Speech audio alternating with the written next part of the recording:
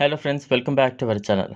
మయన్మార్లో China వేగంగా అభివృద్ధి చెందుతున్న పాదముద్ర అమెరికా యొక్క వ్యూహాత్మక నష్టం, మరియు ఇది అమెరికా యొక్క స్వంత విధానాల యొక్క ప్రత్యక్ష ఫలితం.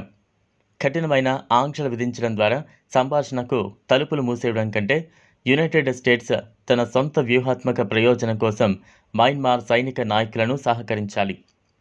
యుఎస్ అధ్యక్షుడు జో బిడెన్ మరియు భారత ప్రధాని నరేంద్ర మోదీ ఇటీవల సంయుక్త ప్రకటనలో మయన్మార్లో దిగజారుతున్న పరిస్థితి గురించి తీవ్ర ఆందోళన వ్యక్తం చేశారు మరియు సమ్మిళిత సమాఖ్య ప్రజాస్వామ్య వ్యవస్థ వైపు దేశం యొక్క పరివర్తనకు సహాయం చేయడానికి నిర్మాణాత్మక సంభాషణకు పిలుపునిచ్చారు.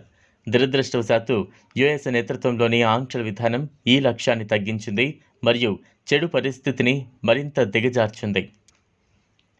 ఈ పరిణామం ప్రాంతీయ భద్రతా సవాళ్లను విస్తరించింది. ఉదాహరణకు, చైనా సైనిక సిబ్బంది ఇప్పుడు మయన్మార్ యొక్క గ్రేట్ కోకో ద్వీపంలో వినే పోస్ట్ను నిర్మించడంలో సహాయం చేస్తున్నారు. ఇది భారతదేశంలోని అండమాన్ మరియు నికోబార్ దీవులకు ఉత్తరాన ఉంది. ఇది భారత సైన్యం యొక్క ఏకైక ట్రై సర్వీస్ కమాండ్కు నిలయం. ఒకసారి పనిచేసిన తర్వాత ఈ కొత్త గూఢచారి కేంద్రం అణు జలాంతర్గామి కదలికలను పర్యవేక్షించడం మరియు బంగాళాఖాతంలో తరచుగా స్ప్లష్ చేసే క్షిపణుల పరీక్షలతో సహా భారతదేశంపై చైనా సముద్ర నిఘాకు సహాయం చేస్తోంది.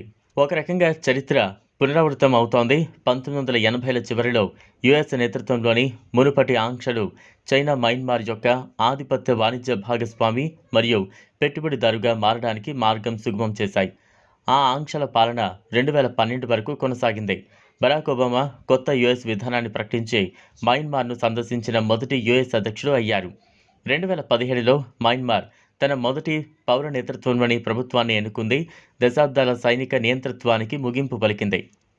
ముఖ్యంగా రోహింగ్యా ముస్లింలపై విపరీతమైన మానవ హక్కుల ఉల్లంఘనలకు బలవంతంగా బంగ్లాదేశ్కు పారిపోవడానికి కారణమైన సైనిక నాయకత్వానికి వ్యతిరేకంగా కమాండర్ ఇన్ చీఫ్ మిన్ ఆంగ్ హ్లాంగ్తో సహా ముందుగా లక్ష్యంగా చేసుకున్న యుఎస్ చర్యల ద్వారా మయన్మార్ యొక్క ప్రజాస్వామ్య ప్రాజెక్టు యొక్క ఈ తిరోగమనం వేగవంతం చేయబడింది.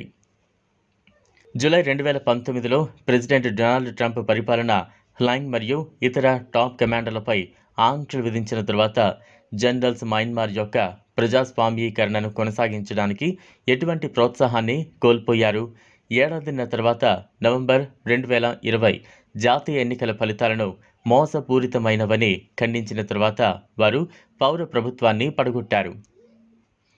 పాశ్చాత్య విధాన రూపకర్తలకు పాఠం స్పష్టంగా ఉండాలి. వ్యక్తిగతంగా విదేశీ అధికారులను మంజూరు చేయడం ఇది తప్పనిసరిగా సంకేత సంజ్ఞ.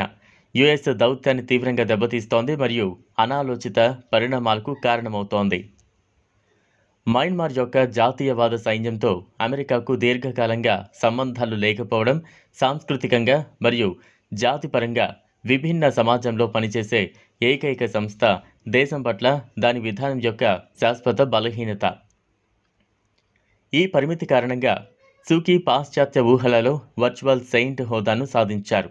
కేవలం మారణహోమం ఆరోపణలకు వ్యతిరేకంగా ఆమె తన దేశ రోహింగ్యా విధానాన్ని సమర్థించిన తర్వాత నోబెల్ శాంతి బహుమతి గ్రహీత యొక్క ఖ్యాతి దారుణంగా పడిపోయింది.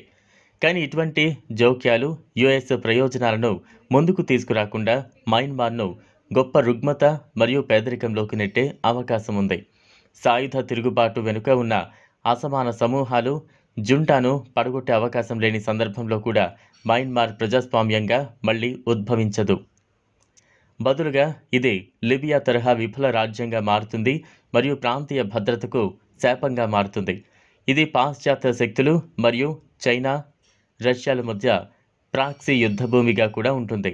తిరుగుబాటు తర్వాత మయన్మార్ కనీసం $1 బిలియన్ విలువైన ఆయుధాలను మరియు ద్వంద్వ వినియోగ వస్తువులను ప్రధానంగా చైనా మరియు రష్యా నుండి దిగుమతి చేసుకున్నట్లు ఐక్యరాజ్య సమితి నివేదిక అంచనా వేసింది.